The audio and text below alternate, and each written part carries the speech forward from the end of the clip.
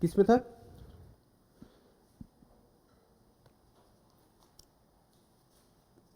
NPO चल रहा था ना, नोट फॉर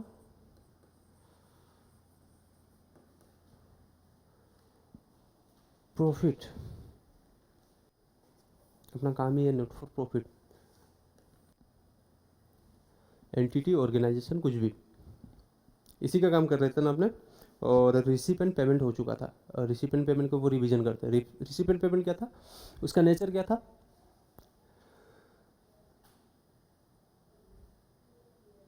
रियल था, कुछ भी उसको मैटर नहीं करता। पैसा आया लिखेगा, पैसा गया लिखेगा, कौन सा नेचर का, रेवेन्यू, कैपिटल, कुछ भी नहीं देखेगा। कौन सा ईयर से रिलेटेड है नहीं देखेगा। ठीक उसका उल्टा क्या था, इनकम एंड एक्सपेंडिचर। और इनकम एंड एक्सपेंडिचर के बारे में क्या पढ़ा था कि ये प्रॉफिट एंड लॉस की तरह है, मतलब कि नॉमिनल अकाउंट। ठीक है, अब नॉमिनल अकाउंट में अपने को पता है कि इस साल से रिलेटेड ही ट्रांजेक्शन आएगा, इस साल से रिलेटेड ट्रांजेक्शन आएगा। इसका मतलब कि अगला साल से रिलेटेड अगर कोई भी ट्रांजेक्शन हो तो हटाओ उसको, प्लस करना है तो प्लस करो, माइनस करना है तो माइनस करो, लेकिन उसको हटाओ। कहाँ तक पढ़े थे? इनकम एंड एक्सपेंडिचर का फीचर पढ़ लिए थे क्या? फीचर नहीं पढ़े थे, चलो इसका फीचर पढ़ते हैं, उसी से रिलेटेड है डिट्टो। ठीक है, जो इनकम एंड एक्सपेंडिचर अकाउंट मैंने उस दिन डिस्कस किया था कि वो इसी साल से रिलेटेड देखेगा, वो क्या है, रियल अकाउंट नहीं है, नॉमिनल अकाउंट है। अब नॉमिनल अकाउंट है, इसमें इनकम आएगा एक साइड और दूसरा साइड एक्सपेंसेस। और नॉमिनल अकाउंट में पता है कि डेबिट में ऑल लॉसेस एंड एक्सपेंसेस था और क्रेडिट में all profit and gains. Simple, simple है ना। हाँ, इसका फीचर देखो क्या बोल रहा है, it is a nominal account by nature. ये स्टार्टिंग में अपने को पता था कि प्रॉफिट एंड लॉस का जगह अगर ले रहा है तो ये नॉमिनल अकाउंट ही होगा, दूसरा ऑप्शन ही नहीं है। दूसरा बोल रहा है all expenses of revenue nature for the particular period are debited to this account on accrual basis. हाँ समझ में आ गया, आगे बढ़ते हैं।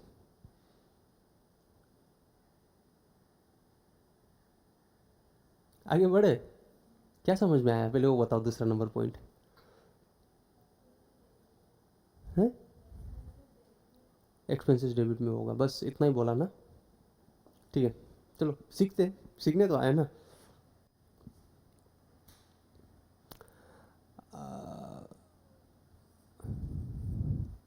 परचेस किया, ठीक है, कार परचेज किया रुपीस 2 lakhs,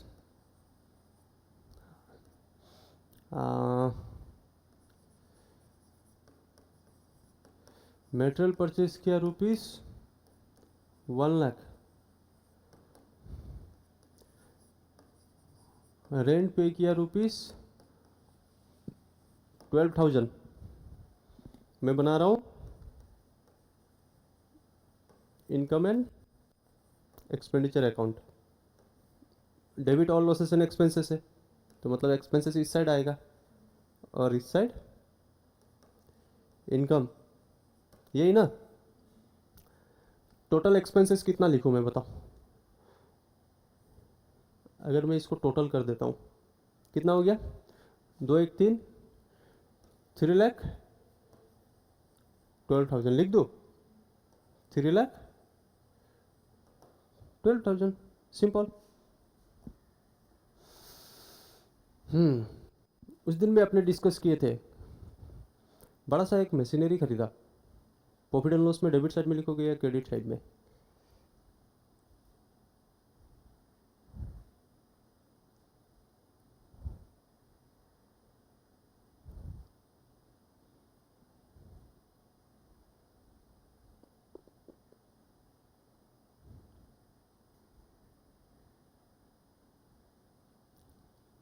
मशीनरी खरीदा एक, पकड़ लो 10 lakhs का, नहीं लिखेगा?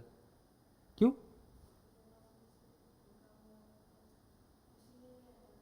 मशीनरी है ना, तो खर्चा तो किया है ना मैंने, लिखना तो पड़ेगा। वो रेवेन्यू नेचर का लिखेगा, तो ये कैपिटल नेचर का खर्चा आप क्यों लिखे यहाँ पे? कभी भी नॉमिनल अकाउंट में कैपिटल नेचर का खर्चा आएगा, तो फिर क्यों लिख रहा है यहाँ पे? यहाँ पे कितना आना चाहिए? 1,12,000 आना चाहिए ना। तो ये कैपिटल नेचर का है। दूसरा वाला पॉइंट वही बोल रहा है, all expenses of revenue nature. Revenue nature क्या था? जो डे टू डे ऑपरेशन में मेरा खर्चा होगा रेगुलर बेसिस में, अमाउंट भी ह्यूज नहीं होगा। कैपिटल एक्सपेंडिचर, रेवेन्यू एक्सपेंडिचर, इसके ऊपर में क्वेश्चन आएगा। मैंने पहले जब वो चैप्टर करवाया था उसी टाइम बोला था ना, इसके ऊपर क्वेश्चन आएगा। पहचानना जरूरी है। 2-3 क्राइटेरिया है। क्या है? अमाउंट ह्यूज होगा कैपिटल एक्सपेंडिचर का, और नॉन रिकरिंग होगा, बोला था ना, कभी कभार होगा। और रेवेन्यू का क्या था? लगभग डेली होगा, और अमाउंट भी उतना ह्यूज नहीं होगा। सब कुछ चेक करना था ना, 2-3 चीज़ चेक करने बोला था मैं, उसके बाद ही डिसाइड करना कि ये कैपिटल एक्सपेंडिचर है या फिर रेवेन्यू। तो इनकम एंड एक्सपेंडिचर एक नॉमिनल अकाउंट है, तो ये तो कैपिटल एक्सपेंडिचर नहीं लेगा। लेगा? नहीं लेगा ना, बिंदास नहीं लेगा। सिमिलरली ऑल रेवेन्यू इनकम्स, देखो रेवेन्यू इनकम्स बोल रहा है, कैपिटल इनकम्स नहीं बोल रहा है, ठीक है। Related to the particular period are credited to this account. हाँ, ऑल इनकम तो क्रेडिट ही होगा ना, तो रेवेन्यू इनकम, हाँ, कैपिटल इनकम नहीं। अब कैपिटल इनकम क्या होता है? कभी कैपिटल इनकम होते हुए देखा है क्या?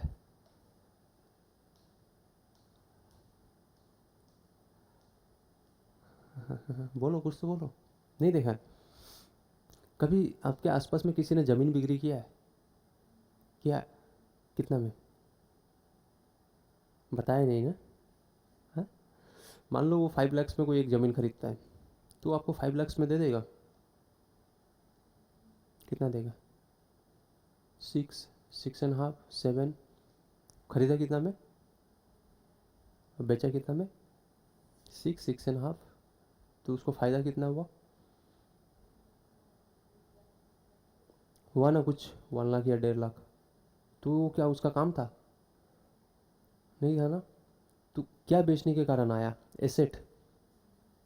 तो एसेट बेचने के बाद उसको प्रॉफिट हुआ, वो हो गया कैपिटल प्रॉफिट। अब कैपिटल इनकम किसको बोला जाता है, समझ में आ गया? All capital incomes and capital expenditure are excluded. Excluded बोला है, ठीक है। Only current year income and expenses are recorded. ये बात बोला था कि इसी साल से रिलेटेड बस होगा। Amounts related to the other period are deducted.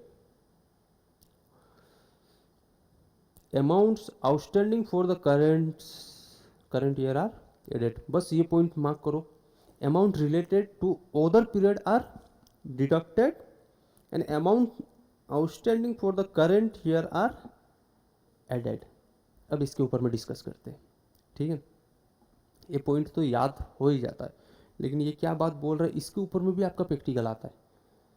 ये फीचर बता रहा है तो मतलब इस थ्योरी में कुछ लिखा है, तो प्रैक्टिकल भी तो आ सकता है, इसी के ऊपर आता है ना। चलो, ये ड्यूरिंग द ईयर का खर्चा देखेगा, उसके बाद का भी नहीं देखेगा, उसका पहले का भी नहीं देखेगा। मान लो 23, 2024, 2025 और हम लोग यहाँ पे है, ठीक है। आउटस्टैंडिंग था यहाँ पे 3,000, यहाँ पे 4,000, और यहाँ तक तो हम लोग पहुँचे ही नहीं, आउटस्टैंडिंग का बाद अलग हो गया। अब इनकम एंड एक्सपेंडिचर बनाना है अपने को, कौन सा ईयर में? 2024। बोला कि आउटस्टैंडिंग है 23 का, और हम लोग बना कब रहे? 24। कौन सा डेट को बना रहे होंगे? 31 मार्च 24 को बना रहे होंगे, ठीक है। 31 मार्च 23 को आउटस्टैंडिंग कितना था? 3,000, और वो 24 में आके कितना हुआ? 4,000। अब पेमेंट किया होगा, कुछ तो पेमेंट किया होगा during the month, during the year. अब बताओ, ये इस साल से रिलेटेड है क्या? कौन सा ईयर से? 23 ना। तो इसको माइनस कर दो यहाँ पे, आउटस्टैंडिंग एट द बिगिनिंग कितना? 3,000 माइनस होगा, ठीक है। बिगिनिंग में था ना, एंड में तो नहीं था। और वहीं पे एंड में 4,000 आउटस्टैंडिंग बचा मेरे हाथ पे, तो पेमेंट हो जाना चाहिए था ना, लेकिन हुआ क्या? नहीं हुआ ना, आगे जाके होगा। लेकिन इनकम एंड एक्सपेंडिचर मतलब प्रॉफिट एंड लॉस अकाउंट क्या बोलता है, जो भी खर्चा इस साल से इसी साल हिसाब करो, अगला साल लेके नहीं जाने का। तो इस साल मेरे को ख़त्म करना है, तो ये 4000 मेरे को पेमेंट करना था, मैंने किया नहीं किया, लेकिन मैं इसको क्या दिखाऊंगा, पेमेंट करना था, एक्रूअल बेसिस में दिखाऊंगा। तो मैं इसको क्या कर दूंगा, प्लस में 4000, बाहर कितना चला गया, 1000। वही बात बोल रहा, देखो amount related to other period are deducted. ये कौन सा पीरियड से था, 23 से था, मैंने हटा दिया, ठीक है। Amounts outstanding for the current year, इस साल आउटस्टैंडिंग कितना है, 4000, तो मैं उसको एक्सपेंसेस दिखाऊंगा, ठीक है। Profit on sale of asset is credited while loss on sale of asset is debited, ये पॉइंट गलत है,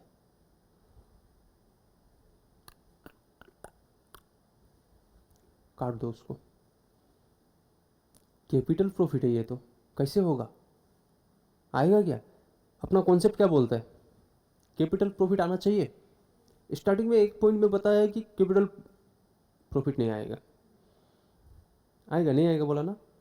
और फिर एफ नंबर पॉइंट में क्या बोल दिया कि एसेट अगर सेल करके कोई प्रॉफिट होता है तो लिख दो। अरे बाबा ये तो मेरा काम ही नहीं है, काम है क्या, मेरा एसेट बेचने का काम है, मेरा एसेट बेचने का काम ही नहीं है। हाँ, अगर मेरा काम सिर्फ एसेट ही बेचने का है, मतलब कोई भी मैं ला रहा हूँ मशीनरी वगैरह, मैं उसको एसेट बना के ट्रेडिंग कर रहा हूँ उसका, मतलब बिजनेस कर रहा हूँ उसी को लेके, तब मैं दिखा सकता हूँ। लेकिन अगर नॉर्मल में मान लो कि मैं चेयर बनाता हूँ, मेरे पास एसेट था, 2 साल मैंने यूज़ किया, मैंने बेच दिया, मेरा बताओ वो एसेट बेचने का काम है या चेयर बेचने बनाने का, बना के चेयर बेचूंगा, एसेट में बेच रहा हूँ, मेरा कैपिटल नेचर का हो गया ना। कैपिटल नेचर आएगा क्या इनकम एंड एक्सपेंडिचर में, नहीं आएगा, ठीक है।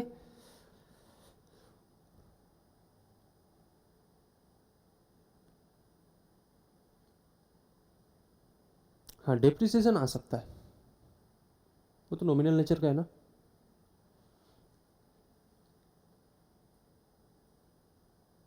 If income is more than expenditure, मान लो कि मेरा इनकम ज़्यादा हो गया एज कंपेयर टू एक्सपेंडिचर,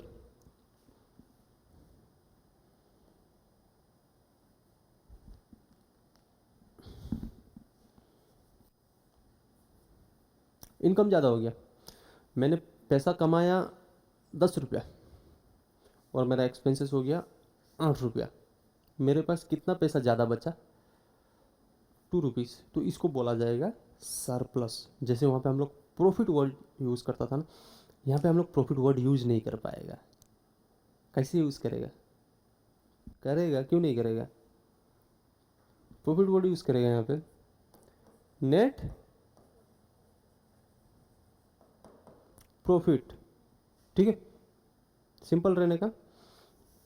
एक बात बताओ, मेरा काम क्या था इनकम एंड एक्सपेंडिचर बनाने का, मैं कौन सा ऑर्गेनाइजेशन के लिए इनकम एंड एक्सपेंडिचर बनाऊंगा, नॉट प्रॉफिट ऑर्गेनाइजेशन के लिए। जब मेरा मोटिव प्रॉफिट नहीं है तो आप प्रॉफिट वर्ड यूज़ कैसे करेगा,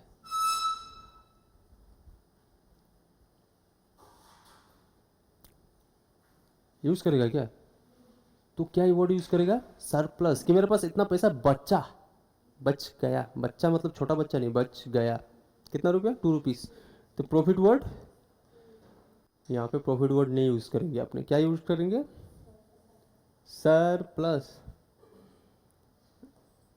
और अगर एक्सपेंसेस ज़्यादा हो गया तो एज कंपेयर टू इनकम, तो हम लोग उसको लॉस वर्ड यूज़ नहीं करेंगे।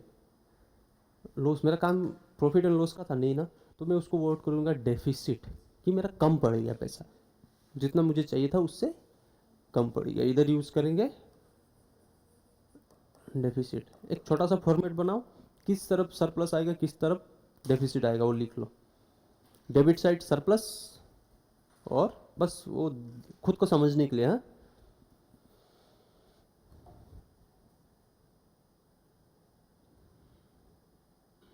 पेज नंबर 253 में जो फॉर्मेट है ना, बस उसको लिख देने से भी हो जाएगा।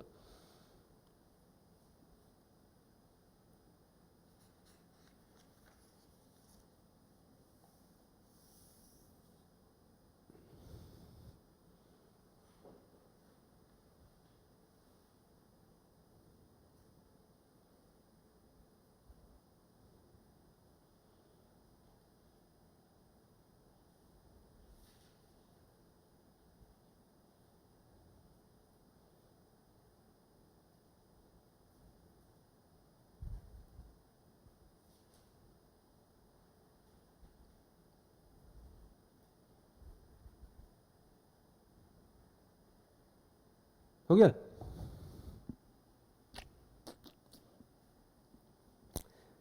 डिफरेंस पढ़े?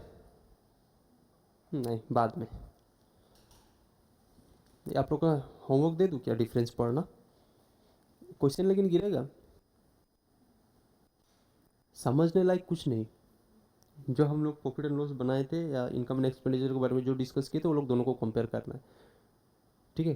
कर ही देते हैं, ख़त्म ही कर देते हैं। बाद में फिर आप लोग बोलेगा इसके ऊपर क्वेश्चन आया और हम लोग को होमवर्क दिए थे, मम्मी ने बोला कि बाज़ार जाके सब्ज़ी लेके आओ। मैं बाज़ार गया था सब्ज़ी लाने के लिए, पर वहाँ पे मेरा दोस्त मिल गया, भटकल राजू। फिर मैं उससे बातें करते गया करते गया करते गया, कब चांदनी रात मेरे सर के ऊपर आई पता नहीं। यही बोलोगे ना अगला दिन आके, नहीं किया? यही तो सुनने मिलेगा। पढ़ लेता है, ख़त्म कर देता है।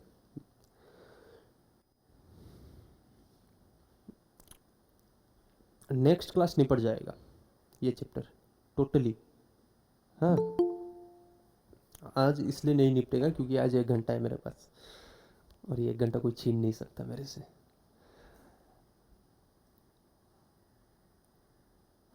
चश्मा लगाना पड़ेगा, आँख कमजोर हो गया। अरे सच बोल रहा हूँ, लाया है कि नहीं पता नहीं, धुंधला धुंधला दिख रहा है। सिर्फ वो आँख के कारण है, दूसरा कोई रीज़न नहीं है। Recipient payment and income and expenditure के बीच में डिफरेंस पूछ रहा है, ठीक है? तो हम लोग या तो रिसिपेंट पेमेंट का पढ़ेंगे या तो इनकम एंड एक्सपेंडिचर का। बताओ किसका पढ़ना है, क्योंकि साइड वाला आपको खुद बताना है बिना देखे, रिवीजन भी हो जाएगा। कौन सा, रिसिपेंट पेमेंट को यूज़ करें या इनकम एंड एक्सपेंडिचर को? इनकम एंड एक्सपेंडिचर को पकड़ता है, आप लोग रिसिपेंट पेमेंट का। सबका मुंह ऊपर रखो, अरे मत देखो, कॉन्सेप्ट है दिमाग में। बोल रहा है कि income and expenditure closely resembles the profit and loss account of an trading concern. अगर ये प्रॉफिट एंड लॉस ट्रेडिंग, जो हम लोग प्रॉफिट ऑर्गेनाइजेशन का ट्रेडिंग अकाउंट में प्रॉफिट एंड लॉस आ रहा था ना, उसके जैसा ही ये बोल रहा था। तो रिसिपेंट पेमेंट कौन सा बुक की तरह है? कैश बुक, ठीक है? Incomes are credited and expenditure are debited. Receipt and payment में रिसिप और पेमेंट ही था, तो रिसिप डेबिट में था ना क्रेडिट में? Debit, payment credit. Transaction are recorded on accrual basis income and expenditure में। इसमें क्या हो जाएगा? Receipt and payment cash basis, payment किया लिखो, रिसिप्ट किया लिखो, बस यही था ना। Transaction are recorded on accrual basis, all amount not related to the current period are excluded. अगर करंट पीरियड से अमाउंट रिलेटेड नहीं है तो हम लोग हटा रहे थे, माइनस कर रहे थे। रिसिपेंट पेमेंट में ऐसा कुछ हो रहा था क्या? नहीं, मैटर नहीं करता, अमाउंट आया लिखो, नहीं आया छोड़ दो। Outstanding amounts of current period are added, उसमें कोई आउटस्टैंडिंग का झमेला था क्या? केस में आया तो लिखो, नहीं आया तो मत लिखो। It records revenue transaction only. अब वो रेवेन्यू या कैपिटल में डिफ्रेंशिएट कर रहा था क्या रिसिपेंट पेमेंट? कोई भी पैसा आया लिख दे रहा था ना, तो इसमें कोई मैटर नहीं करता। It serve the purpose of nominal account. अगर income and expenditure account nominal account को सर्व कर रहा है, तो रिसिपेंट पेमेंट कौन सा अकाउंट को करेगा? Real. It does not record such balance, rather it's final balance और सरप्लस और deficit for the period. Recipient payment में सरप्लस डेफिसिट ऐसा कुछ आ रहा था क्या? क्या आ रहा था? बैलेंस बीडी, बैलेंस सीडी, ऐसे कुछ आ रहा था ना, हाथ में बैलेंस इन फिगर बचेगा, case. It considered all such expenses of matching against revenue. बताओ, ये थोड़ा सा जो आप लोग का बाउंसर जाने वाला पॉइंट, अरे देखना नहीं है, ये बोल रहा है कि it's considered all such expenses for matching against revenue. हम लोग मैचिंग कौन से पढ़े थे? मैचिंग कौन से पढ़े थे? सिंपल में चलो, मैचिंग कॉन्सेप्ट को छोड़ दो। एक सिक्का का दो पहलू हो रहा था, डेबिट या क्रेडिट हो रहा था ना। अगर डेबिट है तो क्रेडिट में भी है, तो नॉमिनल अकाउंट तो देखता है। डेप्रिसिएशन हुआ तो लिख दिया, बेड डेप हुआ तो लिख दिया, पैसा रिलेटेड हो नहीं हो, लेकिन मैच तो करवा रहा था हम लोग। तो क्या रिसिपेंट पेमेंट में ऐसा कोई झमेला था क्या? डिप्रिसिएशन हुआ तो माइनस करो, बेड डेप हुआ तो कुछ भी वो मैटर नहीं करता। क्यों? क्योंकि वो केस बेसिस में मेंटेन कर रहा है, और केस बेसिस में कभी भी नॉन केस एक्सपेंसेस या रेवेन्यू नहीं आएगा। बस यही था थोड़ा झमेला वाला point. It closing balance is transfer to capital fund, ये तो मैं बोला भी नहीं अभी तक आपको। It's helps to prepare a balance sheet, income and expenditure balance sheet बनाने में मदद करता है, क्योंकि प्रॉफिट एंड लॉस भी मदद कर रहा था। तो रिसिपेंट पेमेंट क्या अकाउंट बनाने के लिए मदद करेगा?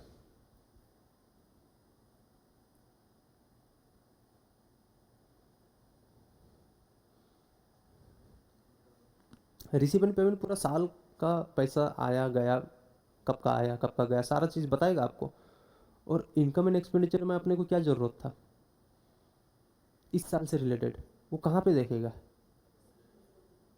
रिसिपेंट पेमेंट में सबसे पहले रिकॉर्ड होगा, उसी के बाद तो इनकम एंड एक्सपेंडिचर। तो रिसिपेंट पेमेंट क्या मदद कर रहा है? इनकम एंड एक्सपेंडिचर अकाउंट बनाने में, बस। ठीक है। और जो क्लोजिंग बैलेंस था ना, ये सरप्लस या डेफिसिट, अब क्या होगा? बैलेंस शीट बनेगा ना अपना, बैलेंस शीट। जैसे वहाँ पे कैपिटल, मैं कैपिटल वर्ड यूज़ कर रहा हूँ अभी, ठीक है। मैं यहाँ पे क्या आइटम होगा वो मैं बता नहीं रहा हूँ, इसके ऊपर डिस्कस करेंगे तब क्लियर हो जाएगा। वहाँ पे क्या होता था? कैपिटल ना, कैपिटल में तब जाके हम लोग प्रॉफिट जोड़ते थे। अब यहाँ पे क्या होगा? या तो सरप्लस होगा तो जुड़ जाएगा, और डेफिसिट होगा तो माइनस हो जाएगा, सिंपल। इनकम एंड एक्सपेंडिचर का बैलेंस यहाँ पे आएगा, लेकिन रिसिपेंट पेमेंट का बैलेंस कहाँ जाएगा? है इनकम एंड एक्सपेंडिचर में रिसिपेंट पेमेंट का, मान लो रिसिपेंट पेमेंट में आपका हाथ में क्लोजिंग बैलेंस बचा 10,000, कहाँ पर लिखोगे? किसके साथ ऐड करोगे?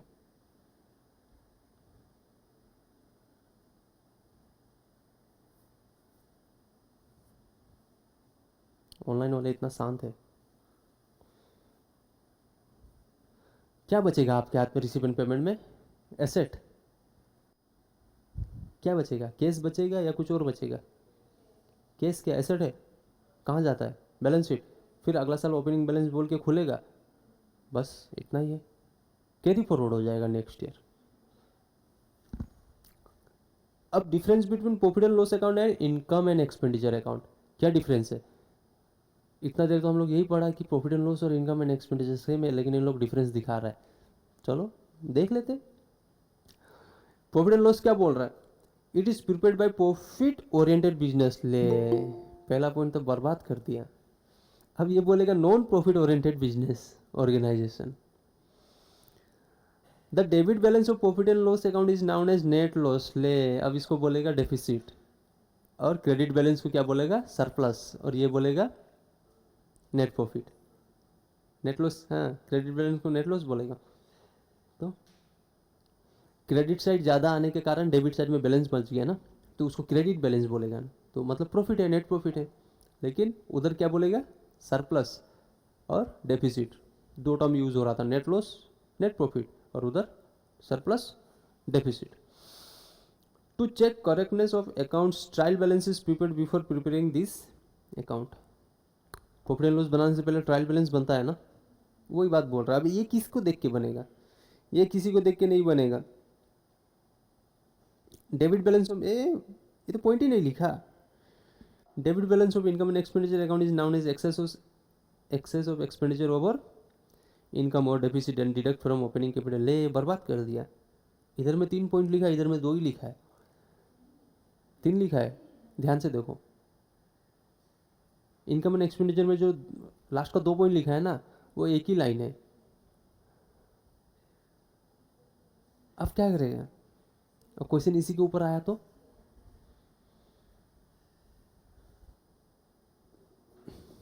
कुछ नहीं, बस ये लिख दे इसमें, या तो ट्रायल बैलेंस नहीं बनेगा। अगर उसमें भी मन नहीं करा तो बोलना इनकम एंड एक्सपेंडिचर हम लोग रिसिपेंट पेमेंट को देख के बनाएंगे। तो रिसिपेंट पेमेंट पहले बनेगा, फिर इनकम एंड एक्सपेंडिचर बनेगा। आता है ना अपने आप को?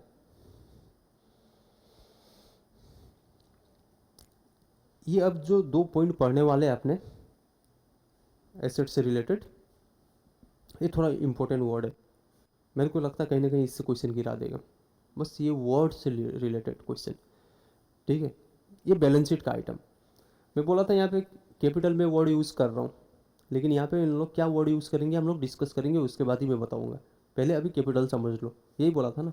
अब ये वर्ड क्या होगा वो देखना है अपने को। क्या बोल रहा है देखो, बैलेंस शीट जब बनाएंगे तो उसमें जो कैपिटल वर्ड यूज़ होता था ना हम लोग का प्रॉफिट ऑर्गेनाइजेशन का, एनपीओ को क्या वर्ड यूज़ होगा, कैपिटल फंड। फंड। अब ये क्यों है? कमाता, हाँ चलो प्रोडक्ट बेचा, लेकिन मैं बोल रहा हूँ कि वो लोग कैपिटल के बाद फंड वाला वर्ड क्यों यूज़ किया?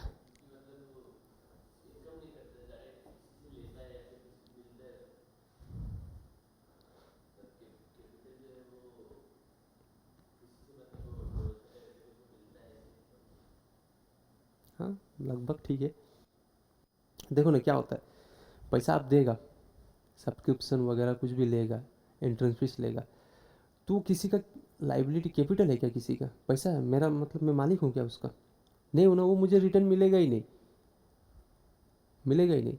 तो उन लोग क्या करेंगे, एक फंड बनाएंगे। फंड क्या होता है, हमेशा ब्लॉक होता है, ब्लॉक हो जाता है वो, मतलब समझे? आप लोग का घर में वो पैसा डालने वाला होगा, पिगी बैंक कुछ है, उसके अंदर में पैसा डाल दे तो फंस गए ना, उसके बाद निकालना पड़ता है। इससे उल्टा करो और फिर वो क्या बोलते हैं, केरकटा, क्या बोलते हैं उसको, ज्योमेट्री बॉक्स में मिलता है ना, दोनों साइड में कांटा रहता है ना, वो ज्योमेट्री, कांटा कंपास, कांटा कंपास। वाह, हाँ चलो ना, समझ गए ना, दो मुंह होता है। पिगी बैंक को उल्टा करो, ऐसा लगाओ, निकालो, वो से निकालना पड़ेगा। उसमें निकाल सकते हैं, इसमें नहीं निकाल सकते, फंस गए, ये ब्लॉक।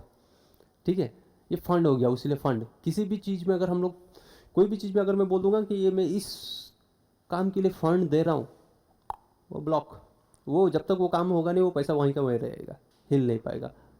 ठीक है, तो इन लोग वर्ड क्या यूज़ करेगा, कैपिटल फंड। कैपिटल फंड का दूसरा नाम है जनरल फंड या फिर एकोमुलेटेड फंड। ये बाबा लिख लो, कॉपी में लिखो।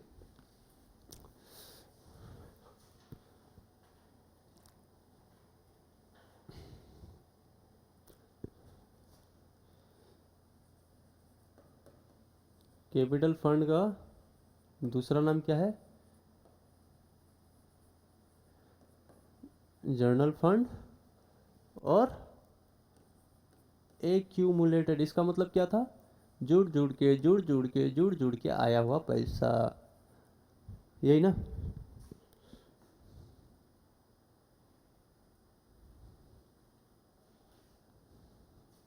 Capital fund, general fund, accumulated fund. अगर कुछ भी बोल दे कंफ्यूज मत हो जाना।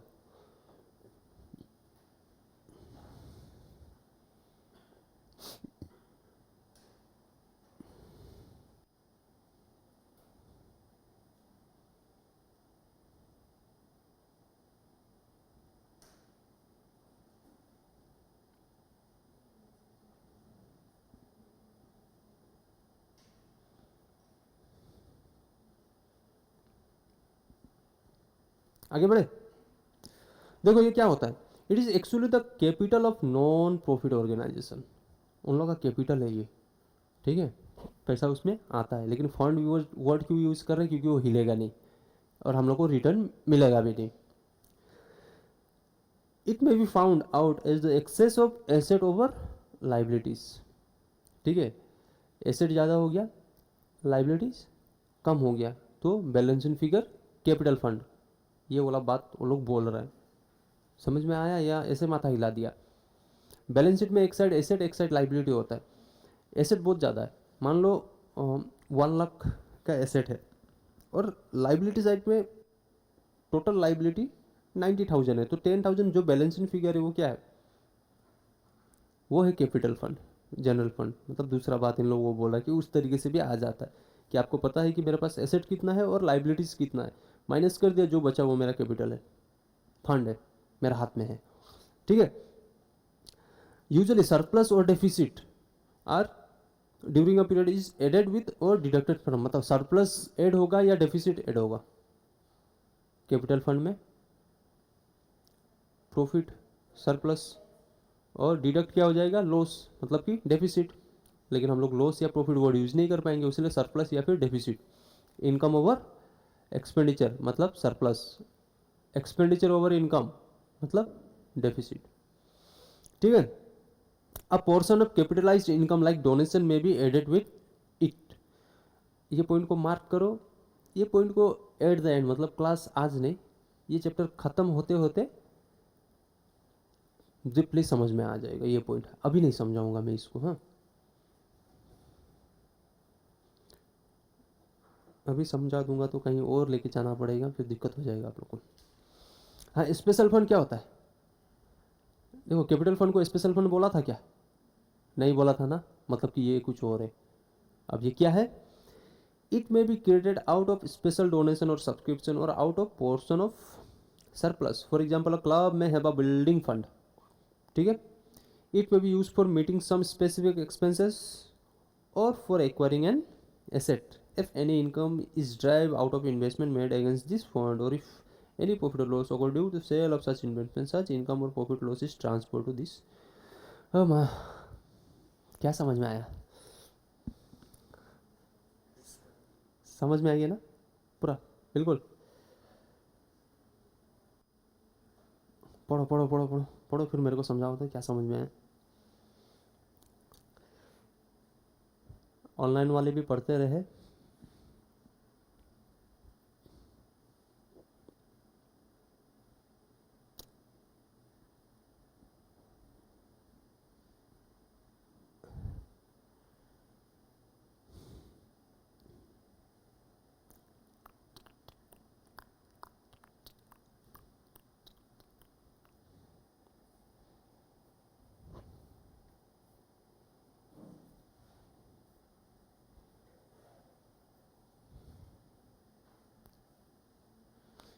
इतना लंबा तो लाइन ही नहीं था।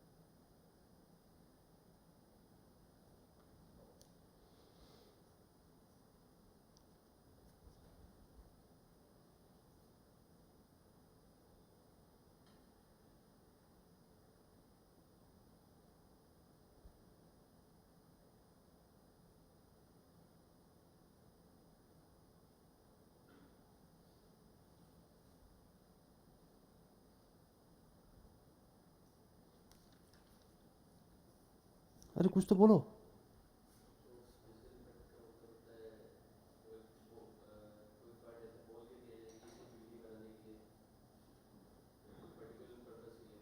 हम्म। हाँ, मैं बोला, क्या बोला, किसने बोला क्या बोला? मैंने बोला ये लो 500 रुपीज़, मांगना मत। मैं बस बोला ये लो 500 रुपीज़, इससे आपको चॉकलेट खरीदना है, ठीक है। एक ही होगा। और एक में बोला ये लो 500, जो करना है करो। क्या खरीदोगे? 1000 है आपके हाथ में, आप क्या खरीदोगे? कपड़ा। कितना का? पूरा 1000 का कपड़ा। मेरा चॉकलेट दो। मैंने तो 500 का चॉकलेट बोला। दो। स्पेशल फंड मतलब मैं बोल के दूंगा कि मेरे को ये चीज़ के लिए मैं दे रहा हूँ। मान लो मैंने बोला कि बिल्डिंग बनाओ, ठीक है, यहाँ पे खिड़की बनाना, खिड़की ट्रायंगल शेप में बनाना,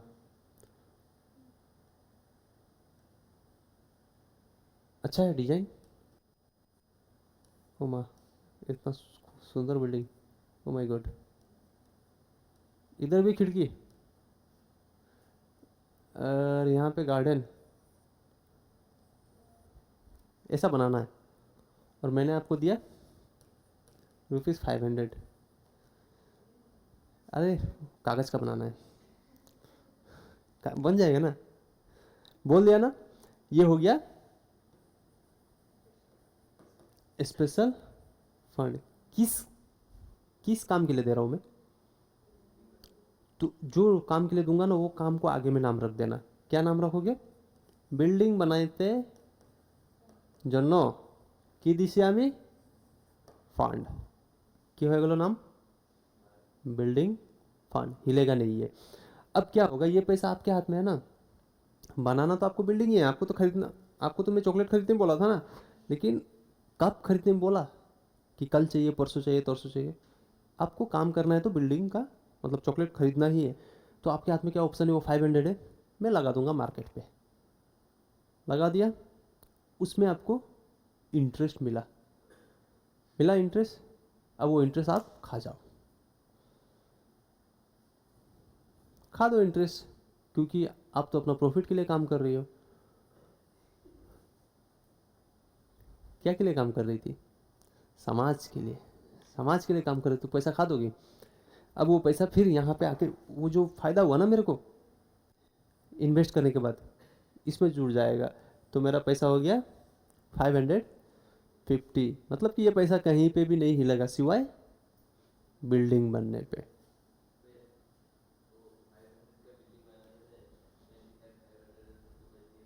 हाँ, 50 बचने दो, क्या है, कैपिटल में डाल देगा। बिल बनाया 500 का, खर्चा कितना किया? 500।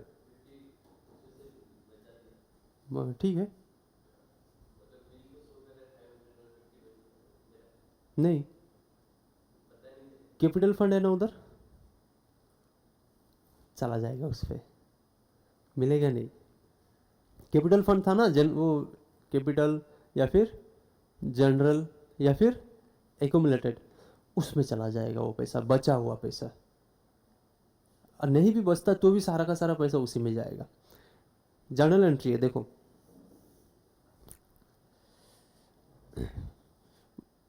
ये वाला एंट्री मत देखो, कंफ्यूज हो जाएगा। तो हम लोग डायरेक्ट क्वेश्चन वाला एंट्री देखते, ठीक है। इलस्ट्रेशन एक कर लेते। ये एंट्री मैं इसलिए नहीं देखने बोल रहा हूँ ना, क्योंकि इसमें टोटल 3 एंट्री मारा हुआ है अलग अलग टाइप से। तो उससे अच्छा क्वेश्चन प्रैक्टिकल अगर देख लेंगे तब तो समझने का जरूरत ही नहीं पड़ा। अच्छा ऐसा होता है। सबसे पहले बोला उज्जवल भविष्य, ये भविष्य भविष्य club was holding a building. Building कितना का है उसके पास? ऑलरेडी है, ऑलरेडी है ना। 31 मार्च 20 को बिल्डिंग फंड स्टैंड 8 लाख। अभी भी उसके पास बिल्डिंग फंड 8 लाख का है। और केसेट बैंक 15 लाख, ठीक है। क्या 1 अप्रैल 20 को during the year 2021 donation receive for the building fund कितना रुपया मिला? अब शुरू करो। ये लोग बोला है कि जर्नल एंट्री मारने के लिए, ठीक है। 2 ऑप्शन दिया हुआ है। एक ऑप्शन में है कि उन लोग 15 लाख का बिल्डिंग खरीदा, और दूसरा में ऑप्शन दिया हुआ 30 लाख का बिल्डिंग खरीदा। तो मेरे को जर्नल एंट्री ही मारना है ना, बैलेंस शीट तो बनाना नहीं है अभी आप लोग के साथ। जब तक, हाँ बैलेंस शीट होमवर्क दे दूंगा वो अलग बात है, यहाँ पे नहीं बनाऊंगा मैं, काम ही नहीं है। बस आपको कॉन्सेप्ट समझना है कि प्लस होगा या माइनस होगा बस। और तब तक नहीं कर पाएंगे जब तक ये सब्सक्रिप्शन वगैरह सारा चीज़ खत्म ना हो जाए। तो कोई एक टोटल क्वेश्चन कर लेना, काम खत्म, समय भी बचा रहेगा। जर्नल एंट्री या फिर कोई एक पॉइंट पूछेगा, प्रैक्टिकल अगर लंबा गिरता है तो उसी में से आपको सोल्व करके पॉइंट देना, मतलब आंसर देना होगा। कोई एक सिंगल पॉइंट के लिए आपको आंसर पूछेगा, पूरा सोल्व करने नहीं बोलेगा। मान लो कि ये जैसे ये क्वेश्चन दे दिया ना, आपको बोलेगा कि कितना होना चाहिए जर्नल एंट्री या अमाउंट कितना होना चाहिए, ये पूछेगा। सबसे पहले मेरे पास पैसा आया, पैसा किस चीज़ के लिए आया, पहला जर्नल एंट्री, हाँ बैंक में पैसा आया मेरे पास, bank account debit with rupees 20 lakh, किस काम के लिए आया था, बिल्डिंग। तो वो मेरे लिए उधार है या एसेट है, एसेट है, एसेट है ना। मैंने आपको 500 रुपीज़ दिया है चॉकलेट लाने के लिए, वो तो उनको एसेट बोलेंगे। जब तक आप मेरे को चॉकलेट नहीं दोगे तब तक उनका बोझ उतरेगा। तो बिल्डिंग फंड क्या हुआ, क्या हुआ बिल्डिंग फंड, लाइबिलिटी। तो लाइबिलिटी हमेशा क्रेडिट साइड ना, वहाँ पे लिखा क्या लिखा है, डोनेशन फॉर बिल्डिंग फंड, लेकिन आप लोग बिल्डिंग फंड वर्ड भी यूज़ कर सकते हो, डोनेशन नहीं लिखने से भी होगा, ठीक है। टू बिल्डिंग फंड कितना, 20 लाख। चलो पैसा तो मिल गया। अब इन लोग क्या दिया हम लोग को, दो दो क्वेश्चन दिया है। एक क्वेश्चन में वो बोल रहा है कि 15 लाख का बिल्डिंग खरीदा, और दूसरा क्वेश्चन में बोल रहा है कि 30 लाख का बिल्डिंग खरीदा। ओके, सेकेंड क्या, बिल्डिंग खरीदो, बिल्डिंग बिल्डिंग तो खरीदना पड़ेगा ना मेरे को। Building account debit with rupees 15 lakh to bank, खरीदा था ना 15 लाख, बन गया, मैंने बिल्डिंग खरीद लिया, ठीक है। मेरे अकाउंट में ऑलरेडी बिल्डिंग फंड कितना है, 8 लाख, पहले का देखो 8 लाख, और अभी कितना आया मेरे पास 20 लाख, टोटल कितना हुआ 28 लाख। अब ये 28 लाख में मेरा यूज कितना हुआ है, 15 लाख का ही बिल्डिंग खरीदा मैंने। तो बताओ 15 लाख मुझे छुटकारा मिल गया, 15 लाख से मिल गया, पैसा आया था, मैंने बिल्डिंग खरीदा, मेरा एसेट बढ़ गया, केस कम हो गया, एसेट बढ़ गया। अब इधर से क्या करूँगा, वो फंड जो फंड है, अगर वो फंड को मैं खाली नहीं करता हूँ, कम नहीं करता हूँ, तो मेरा सर पे अभी भी 28 लाख का बोझा रहेगा। तो मैं कितना बोझा हटा दूँ, 15 लाख का बोझा हटा दूँ। 15 लाख का बोझा कि मैं मिटा दूंगा क्या, नहीं मिटाऊंगा, पैसा आया था ना, अब मैं उसको नॉर्मल कैपिटल फंड में डाल दूंगा, तो मेरा बोझा हट गया, कैपिटल फंड में ढुक गया। अब बताओ कैपिटल फंड में मैं ढुकाया स्पेशल फंड को, मेरे सर पे बोझा है क्या, मेरे सर पे किसी को रिटर्न करने का बोझा नहीं है। अब वो जो कैपिटल फंड में 15 लाख ऐड हो रहा है ना, उसके अगेंस्ट में इधर में एसेट बैठा हुआ है। अब वो दोनों जाने, ये एसेट 15 लाख का मैंने कैपिटल फंड पे डाल दिया, क्योंकि एसेट आया है तो लाइबिलिटी साइड में भी तो कहीं ना कहीं इंपैक्ट होना चाहिए, तो कैपिटल फंड में डाल दिया। कहाँ से उठा के, स्पेशल फंड से उठा के, कुछ भी हिला नहीं हिला। अब वो एसेट जब बेचेंगे तो कैपिटल फंड से हट जाएगा। अब देखो वो सिंपल ही देखो, हाँ एसेट मैंने 15 लाख में खरीदा, अगर मैं अगर मैं वो बिल्डिंग को 13 लाख में बेचूं, मेरे को लॉस कितना हुआ, हाँ 2 लाख। 2 लाख, ठीक है। लेकिन मेरा एसेट से 15 लाख से हटेगा, 15 लाख का एसेट जो बिल्डिंग था उन्होंने पूरा टोटली बेच दिया, लेकिन बेचा कितना मैं 13 लाख, लेकिन मैं एसेट से कितना हटाऊंगा 15, वो 15 का 15 ही हटा दूंगा, कितना ज़्यादा जा रहा है, मेरे को लॉस हो रहा है, वो लॉस इधर कैपिटल फंड से हटा दूंगा, डेफिसिट नहीं, लॉस, लॉस ऑन सेल। मैंने बोला था ना एक पॉइंट गलत है, अगर loss on sale of asset मैंने बोला था काट दो, कि इसमें इनकम एंड एक्सपेंडिचर में नहीं आएगा, हट जाएगा। अब इनकम एंड एक्सपेंडिचर में नहीं आएगा तो वो कहाँ से हटेगा, कैपिटल से हटा दो, क्या हो गया लॉस, क्यों, एसेट बेचा था मैंने, ठीक है। सर एक क्वेश्चन है सर। हाँ, सर एग्जाम में टोटल मार्क्स कितने होंगे? अकाउंट से रिलेटेड नहीं, चारों सब्जेक्ट मिलाकर। 400, 400, वन पेपर का 100। हाँ पर क्वेश्चन 2 मार्क्स। ओके, मतलब कितने आवर्स का टाइम मिलेगा सर? आवर्स दो दो घंटा है, 2 2 आवर्स। एक अच्छा पेपर में 1 घंटा है ना, तो एक बार में तो 2 पेपर होगा ना आप लोग का, तो 2 घंटा हुआ ना। इधर 2 आवर्स, उधर 2 आवर्स, 4 आवर्स मिलेगा आपको। ठीक है सर। ठीक है, मतलब 2 पेपर, आप जो पहला पेपर दोगे वो 2 पेपर होगा, उसमें 2 आवर्स का टाइम रहेगा। वो 2 आवर्स में आपको दोनों में से किसको जल्दी कंप्लीट करना हो आपके ऊपर है। वो सही है ना? है तो लेजेंड कॉलेज, हाँ बिंदास जाने का दौड़ दौड़ के। Okay sir, thank you.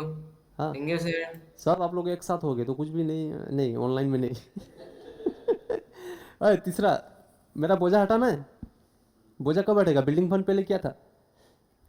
Liability था, इसको हटाना है तो मैं क्या करूँगा? डेबिट कर दूंगा।